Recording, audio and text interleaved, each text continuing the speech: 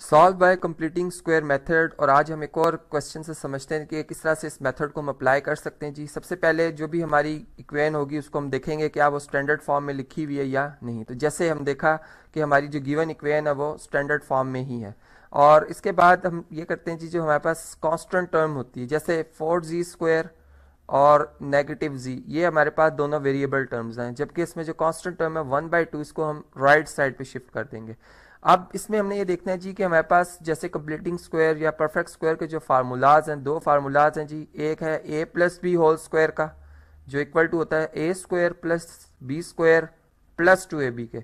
और इसी तरह से जो हमारे पास सेकंड फार्मूला है a difference b whole square का, जो कि इक्वल होता है a² plus b² minus 2ab के। अब इसमें हमने देखना है कि कौन सा फार्मूला हम इस पे अप्लाई कर सकते हैं। जैसे हमने देखा कि अगर हम फर्स्ट टर्म को देखते हैं तो ये हमारे पास ये 2z होल स्क्वायर के इक्वल आ जाती है। और इसके बाद जैसे यहाँ पे लिखा होता है 2ab प्लस का या माइनस का, तो यहाँ पे चूंकि माइनस का साइन है इसलिए हम लिखेंगे -2 फार्मूला का, और उसके बाद a जो कि हमने यहाँ पे देखा कि वो 2z के इक्वल है। अब b क्या होगी वैल्यू, b की क्या वैल्यू हो सकती है। b की वैल्यू बिल्कुल हमने इस जो गिवन क्वेश्चन है इसमें जो हमारे पास ये टर्म सेकंड टर्म आ रही है इसको देख इस बनानी होगी। यहाँ से हम देख सकते हैं कि जी z का जो कोफिशिएंट है वो 1 है, तो यहाँ पर हमारे पास जी 4 आ रहा है। इसका मतलब है कि 4 का मल्टीप्लिकेटिव इनवर्स जो कि 1/4 होता है वो यहाँ पर आएगा, जिससे अगर हम इनका प्रोडक्ट लेंगे तो ये अगेन z के इक्वल आ जाएगा। तो यहाँ से हमने बात समझी कि हमारे पास जो b है जो कि यहाँ पर मिसिंग था वो हमें पता चल गया। इसकी वैल्यू क्या आ रही है जी 1/4। चूंकि यहाँ पर फार्मूला में b² ऐड हो रहा होता है तो यहाँ पर हम 1/4 क्या करेंगे जी, इसका स्क्वायर बोथ साइड पे, चूंकि इक्वालिटी है इसको हमने इक्वल रखना है इसलिए यहाँ पर बोथ साइड पे हम 1/4 जो है इसका स्क्वायर बोथ साइड पे ऐड करेंगे। इस तरह से हमारे पास जो लेफ्ट हैंड साइड है ये बन जाएगी जी 2z माइनस 1/4 यानी a डिफरेंस b का होल स्क्वायर। और यहाँ पे अगर आप देखें जी राइट साइड पे तो ये बनता है 1/2 प्लस 1/16 यानी 4 का स्क्वायर 16। और अब हम इसे सिंप्लीफाई कर लेते हैं जी, 2 और 16 का अगर हम एलसीएम लें तो ये हमारे पास अगेन 16 ही आता है। और ये हम बात जानते हैं कि जी 2 जब डिवाइड होगा 16 से तो 8 आएगा, 8 1 ज़र 8। और इसी तरह से 16 1 ज़र 16 और 1 1 ज़र 1, तो यहाँ पर आएगा 1। 8 प्लस 1 हमारे पास आता है 9 के इक्वल। तो यहाँ पर हम इस तरह से लिखेंगे जी 2z minus 1/4 whole square equal to 9/16। और इससे आगे अब हम यहाँ पर जी स्क्वायर रूट लेंगे बोथ साइड पे, जैसे कि मैं आपको ऑलरेडी बता ही चुका हूँ। और स्क्वायर रूट से पहले एक प्रॉपर्टी जो कि मैं आपको बताना चाहूँगा जी वो ये है कि 2z minus 1/4 whole square equal to plus minus यहाँ पर ये पॉसिबिलिटी है कि हमारे पास ये नंबर पॉजिटिव भी हो सकता है नेगेटिव भी हो सकता है, और इसका फिर स्क्वायर किया जाएगा तो वो पॉजिटिव में ही जवाब आएगा। और अब हम अगर स्क्वायर रूट लेते हैं बोथ साइड पे तो यहाँ पर हमारे पास स्क्वायर रूट जो है स्क्वायर को कैंसिल कर देंगे, इसी तरह लेफ्ट साइड पे भी और इसी तरह यहाँ पर भी अगर हम लिखते हैं तो राइट साइड पे भी ये स्क्वायर रूट स्क्वायर को क्या कर देगा जी, कैंसिल आउट कर देगा। इस तरह से हमारे पास जो शेप बनती है वो बन जाएगी जी 2z minus 1/4 equal to plus minus 3/4। और अब इसमें अगर हम कांस्टेंट टर्म्स को बिल्कुल सेपरेट कर लेते हैं तो हमारे पास जो वेरिएबल टर्म है उसको फाइंड करना बहुत आसान हो जाएगा जी हमारे लिए। ये आ जाएगा 1/4 प्लस माइनस 3/4। और अब अगर आप यहाँ पे देखें तो हमारे पास अब जो है दो पॉसिबिलिटीज़ हैं कि 1/4 चूँकि इनका डिनोमिनेटर सेम है तो हम इनके न्यूमरेटर्स को एज इट इज़ ऐड कर सकते हैं।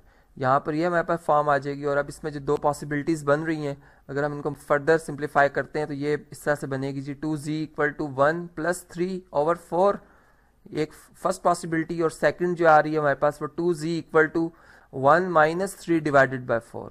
और इसको अगर हम सिंप्लीफाई करते हैं तो ये हमारे पास बनता है जी 4/4 जो कि 1 के इक्वल है यहाँ पर। और इस तरह से हम लिखेंगे जी 2z इक्वल टू 1, और इसको अगर फर्दर सिंप्लीफाई करते हैं तो इस z की वैल्यू हमारे पास आ जाती है जी 2 चूँकि बोथ साइड पर डिवाइड होगा तो यहाँ पर 1/2 आ जाएगी इसकी वैल्यू।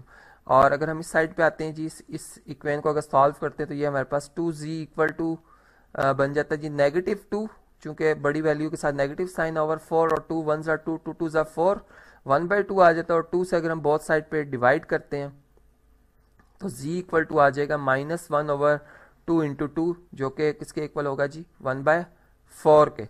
तो इस तरह से जी की ये दोनों वैल्यूज हमने देखी इक्वेशन में लिखकर, ये वाकई ही सोल्यूशन है, दोनों सेटिस्फाई कर रही हैं इक्वेशन को।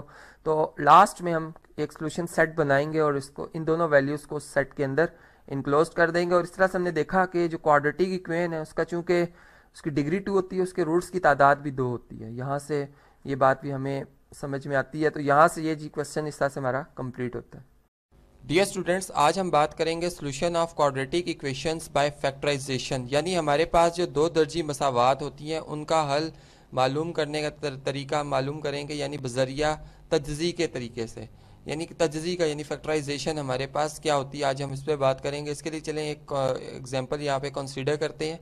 एक एग्जांपल यहाँ पे मैं सॉल्व करता हूँ आपके लिए। जैसे कि इस मसावात में कुछ इस तरह से लिखा गया कि एक्स स्क्वायर आ रहा है, X square plus 7 time X plus 12 equal to 0 है। अब ये हमारे पास एक इक्वेशन आ गई जो कि क्वाड्रेटिक इक्वेशन है। सबसे पहले जब भी आप फैक्टराइजेशन स्टार्ट करेंगे तो जो आपके पास क्वाड्रेटिक इक्वेशन होगी, यानी दो दर्जी जो मसावात होगी, उसको उसकी मेयारी शक्ल में स्टैंडर्ड फॉर्म में आपने लिखना है, जो कि मैंने आपको इससे पहले लेक्चर में बता दी थी कि इसकी जो स्टैंडर्ड फॉर्म है वो इस तरह से थी कि a time X square plus b time X plus c equal to 0। अब मैंने आपको ये भी बता दिया था कि ए बी सी जो है वो कोफिशिएंट ऑफ, यानी ए जो कोफिशिएंट एक्स स्क्वायर है, बी जो है कोफिशिएंट ऑफ एक्स और सी जो है इसमें कांस्टेंट है। अब आपने यहाँ पर बेसिकली जब स्टार्ट करेंगे क्वेश्चन तो आपने सबसे पहले इसको इसकी मेयारी शक्ल में लिखना है। मेयारी शक्ल में लिखने के बाद जब हम इसका सोल्यूशन स्टार्ट करेंगे, यानी इसका हल जब हम मालूम करना स्टार्ट करेंगे, तो यहाँ पर आपने इसका एक तरीका होता है, यानी इसकी एक टेक्निक होती है। आप यहाँ पे एक रफ वर्क बना लें, यानी एक रफ वर्क का एक लाइन लगा दें, यहाँ पर एक रफ वर्क करेंगे हम। इसमें हम ये करेंगे कि इसमें जो फर्स्ट टर्म आ रही है, यानी एक्स स्क्वायर जो आ रही है टर्म, इसको हम मल्टीप्लाई करेंगे इसकी कांस्टेंट टर्म से, यानी 12 से। तो इसका जो प्रोडक्ट बनेगा वो हमारे पास 12x स्क्वायर बन जाएगा, 12x स्क्वायर। अब जो आपके पास 12 आया नंबर, यानी अददी सर एक्स स्क्वायर का जो आपने प्रोडक्ट लिया, इसका जो अददी सर आ रहा है 12, इसके डिवाइजर्स यहाँ पे आपने लिखने होंगे, यानी डिवाइजर्स जो होंगे डिवाइजर्स ऑफ 12, ये हम यहाँ पे लिखेंगे। सबसे पहले हम 1 से स्टार्ट करते हैं। देखें 1 को अगर 12 से मल्टीप्लाई करें, या देखें तो यानी 12 को अगर 1 से डिवाइड करें तो 12 भी आता है। इसी तरीके से अगर 2 जो है 2 को 6 से मल्टीप्लाई करें तो हमारे पास 12 आता है। इसी तरह 3 को 4 से मल्टीप्लाई करें तो हमारे पास 12 आता है। अब आपने यहाँ पर ये जो पेयर्स आ रहे हैं, यानी 1 और 12 ये आपस में एक पेयर बना रहे हैं। इसी तरह 2 और 6 इनको मल्टीप्लाई करने से 12 आता है, और एक पेयर हमारे पास आ रहा है 3 और 4 का, जिनको आपस में मल्टीप्लाई करने से 12 आता है। अब आप जब अपनी इक्वेशन देखेंगे यहाँ पर, तो इक्वेशन आपको कुछ इंडिकेशंस दे रही हैं। जैसे ये जो पॉजिटिव साइन आ रहा है, इसका मतलब ये है कि जब आप इसकी मिड टर्म ब्रेक करेंगे यहाँ पर फैक्टराइजेशन में, जब आप मिड टर्म, यानी इसकी ये मिड टर्म है, इसको मैं MD लिख देता हूँ, मिड या टर्म चले, मिड टर्म जो है इसको हम ब्रेक करेंगे इस तरीके से कि यहाँ पर जो जब हम इसकी इस एक टर्म की 2 टर्म्स में इसको डिवाइड कर देंगे, उन 2 टर्म्स को ऐड करने से अगेन 7x आना चाहिए, और मल्टीप्लाई करने से प्रोडक्ट आना चाहिए फर्स्ट टर्म का और लास्ट टर्म का, जो कि यहाँ पर 12x स्क्वायर है। अब आपने यहाँ पर देखा कि जब मैंने यहाँ पे पेयर्स बनाए, तो पेयर्स जो हैं वो 1 और 12 बने हैं, 2 और 6 बने हैं, 3 और 4 बने हैं। अब बात ये आ रही है कि यहाँ पे मैंने कहा आपको जैसे पॉजिटिव साइन आ रहा है, तो ये पॉजिटिव साइन हमें ये बताता है कि ये जो नंबर्स जो हमने पेयर बनाए हैं ये आपस में ऐड होंगे, यानी ये ऐड होंगे। इसी तरह अगर यहाँ पर सब्ट्रैक्ट का सिंबल होता तो ये सब्ट्रैक्ट होंगे, यानी यहाँ से हमें अंदाज़ा हो जाता है कि ये नंबर्स जो हैं वो ऐड होने हैं या सब्ट्रैक्ट होने हैं। अब ऐड होने से 7x आना चाहिए, यानी अगर यहाँ सब्ट्रैक्ट होता तो सब्ट्रैक्ट होने से 7x आना चाहिए था। अब यहाँ पे चूंकि पॉजिटिव है तो इसलिए ऐड होने से 7 आना चाहिए। अब हम देख रहे हैं कि इनमें सिर्फ 3 और 4 के अलावा कोई भी ऐसा पेयर नहीं है जिनको ऐड करने से 7 आए, इसलिए हम 3 और 4 के ऊपर हमें ज़्यादा यानी चांस है कि यही इसके जो है वो मिड टर्म ब्रेक करने से जो 2 टर्म्स आ रही हैं वो हो सकते हैं। अब साथ में हमें ये जो पॉजिटिव साइन है ये हमें ये बता रहा है कि इन दोनों के साइन जो है वो सेम है, सेम साइन है विद पॉजिटिव, यानी दोनों पॉजिटिव साइन में आ रहे हैं। तो इस तरह से जब हम इन्हें लिखेंगे तो यहाँ पे हम लिखेंगे एक्स स्क्वायर प्लस, अब आप 3x या 4x किसी एक को पहले लिख सकते हैं, यानी देखें 3x प्लस 4x जब हम लिखेंगे तो इसको अगर अगेन आप ऐड करते हैं, इन्हें अगर आप अगेन ऐड करते हैं तो ये 7x आ जाएगा, और अगर आप इन्हें मल्टीप्लाई करते हैं तो 3x, और अगर 4x को आपस में मल्टीप्लाई किया जाए यहाँ पर, तो आप देखें कि इसका आंसर जो है वो 12x² ही आता है, तो जो कि बिल्कुल इसकी दोनों कंडीशंस को सेटिस्फाई कर रहा है। अब यहाँ पर हम इसके जो यानी इसके जो मिड टर्म ब्रेक है वो हमने यहाँ पर कर ली है। अब हम इसकी फर्स्ट और सेकंड टर्म में से जो नंबर कॉमन आ सकता है, यानी मैक्सिमम जो इनमें कॉमन HCF जिसको हम कह सकते हैं, कि यहाँ से हम इनका HCF फाइंड करें। आप देख रहे हैं कि इन दोनों में x जो है वो कॉमन है, x इन दोनों में कॉमन है।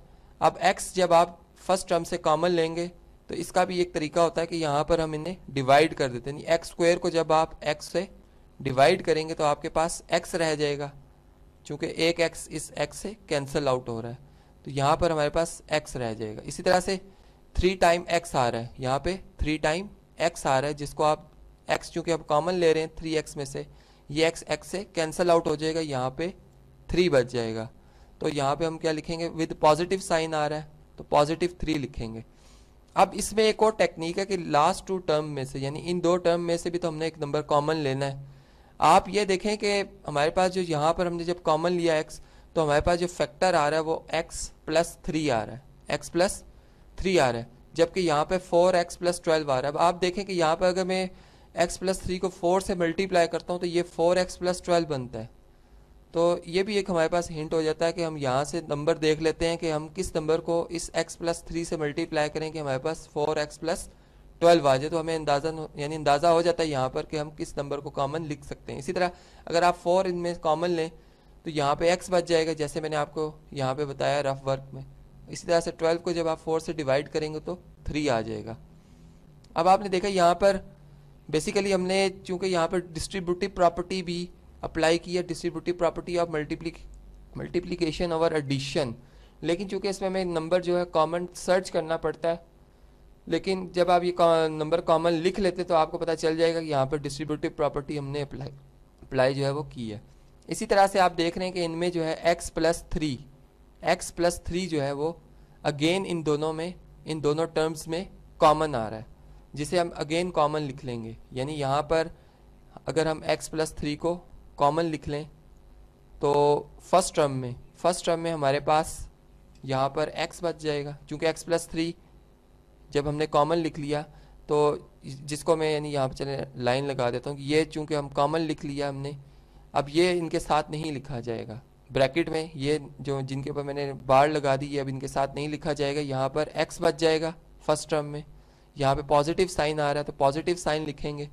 इसी तरह ये चूंकि कॉमन आ गया इसके साथ 4 लिखा हुआ है, ये 4 जो है वो विद इन ब्रैकेट रह जाएगा। इस तरह से हमारे पास इसका जो है सेकेंड फैक्टर आ गया। अब आप जो इसके फैक्टर हैं, यानी यहाँ पर हम एक रियल नंबर की प्रॉपर्टी यूज कर रहे हैं कि a.b, 2 रियल नंबर का प्रोडक्ट 0 कब हो सकता है कि इनमें से कोई एक रियल नंबर, यानी एक रियल नंबर a0 हो या एक रियल नंबर b0 हो, इन दो में से एक जो है वो 0 होगा तो प्रोडक्ट 0 आएगा। अगर हम दोनों को 0 कर देंगे तो इससे कोई यानी नतीजा अखज़ नहीं हो सकता कि यहाँ पर हम ये कह रहे हो कि ये दोनों ही 0 हों, कोई एक 0 होगा तभी जो है वो रियल नंबर का प्रोडक्ट जो है वो 0 आएगा। इस तरह से यहाँ पर हम जो है ये प्रॉपर्टी यूज़ करते हुए x+3 को 0 के इक्वल लिखेंगे, क्योंकि इन दोनों का प्रोडक्ट जो है वो 0 के इक्वल है, या यहाँ पे हम लिखेंगे x+4 जो है वो 0 के इक्वल है। इसी तरह से x की वैल्यू को सेपरेट करने के लिए इसका एडिटिव इन्वर्स जब बोथ साइड पे ऐड किया जाएगा तो यहाँ पे x की कीमत जो है वो -3 आ जाएगी, जबकि इस साइड पे x की कीमत जो है वो -4 आ जाएगी, क्योंकि 4 का एडिटिव इन्वर्स जो होता है वो -4 होता है, जो बोथ साइड पे ऐड होगा 0 में ऐड होगा तो -4 आ जाएगा। अब आपने देखा कि x की जो हमने ये कीमतें मालूम की हैं -3 और -4, इनको मसावात में दोबारा अगर दर्ज करें, यहाँ पे -3 को अगर दर्ज करें तो ये 9 बन जाएगा, जबकि यहाँ पर अगर हम दर्ज करें तो ये -21 बनता है, जबकि ये 12 बनता है। और अगर हम इन्हें सिंप्लीफाई करें तो इसका आंसर 0 आता है जो ट्रू है। इसी तरह से आप -4 अगर सब्सिट्यूट करें तो यहाँ पे 16 आ जाएगा, यहाँ पे नफ़ी 28 आएगा जमा 12, और ये भी 0 के बराबर आता है जो कि ट्रू है, जिसकी वजह से हम ये कह सकते हैं कि ये जो हमने वैल्यूज़ निकाली ये वाकई सोल्यूशन है इस क्वाड्रेटिक इक्वेशन का 2 दर्जी मसावात का, जिसको अब हम एक सोल्यूशन सेट में क्लोज्ड कर सकते हैं। और इसके 2 आंसर आए हैं, यानी x की एक कीमत -3 आई है और एक 4 आई है। अब आपने देखा कि जैसे क्वाड्रेटिक इक्वेशन चूंकि 2 दर्जी मसावात होती है, तो जिस मसावात का ये दर्जा होता है, यानी उसकी जो